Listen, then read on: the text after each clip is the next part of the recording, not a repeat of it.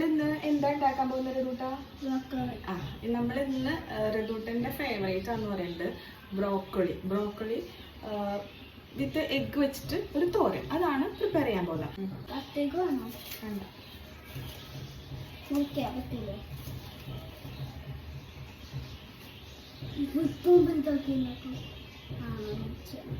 ആദ്യം നമുക്കിതൊന്ന് ചെറുതായിട്ടൊരു ചൂടുവെള്ളത്തിലിടാം. കാരണം എനിക്കറിയില്ല ഇതിൽ എന്തൊക്കെയൊക്കെ വല്ല ഇൻസെക്ട്സോ കാര്യങ്ങളൊക്കെ ഉണ്ടെന്നാണെങ്കിൽ അറിയില്ലല്ലോ. അപ്പോൾ ഇച്ചിരി ഉപ്പും ഇച്ചിരി വിനെഗറും ചേർത്തിട്ടൊരു ചൂടുവെള്ളത്തിലേക്ക് നമുക്കിത് ആഡ് ചെയ്യാം. അപ്പോൾ സമാധാനത്തിന് നമ്മൾ കോളിഫ്ലവറൊക്കെ ഒന്ന് ക്ലീൻ ആക്കുന്നത് പോലെ തന്നെ ഇതൊന്ന് ജസ്റ്റ് ക്ലീൻ ചെയ്യാം. അപ്പം ഞാൻ കുറച്ച് ചൂടുവെള്ളം എടുത്ത് വെച്ചിട്ടുണ്ട്.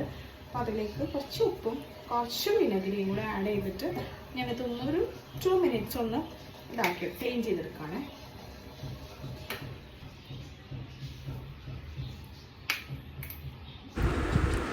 അപ്പോൾ ഒരു പാൻ അടുപ്പത്ത് വെച്ചിട്ട് കടുക് പൊട്ടിച്ച് ഒരു ചെറിയൊരു സവാളയും അതേപോലെ 2-3 അല്ലി വെളുത്തുള്ളിയും ഒരു 2 പച്ചമുളകും കൂടി ചെറുതായിട്ടൊന്ന് ആഡ് ചെയ്യുക.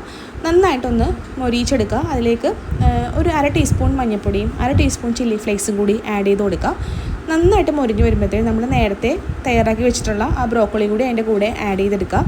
ദെൻ നന്നായിട്ട് എല്ലാം കൂടി ഒന്ന് മിക്സ് ചെയ്ത് ഒരു 5-8 മിനിറ്റ് ഒന്ന് അടച്ചു വെച്ച് വേവിക്കുക. ഞാനൊരു ഏകദേശം ഒരു 5-8 മിനിറ്റ് ഞാൻ അടച്ചു വെച്ച് വേവിച്ചായിരുന്നു.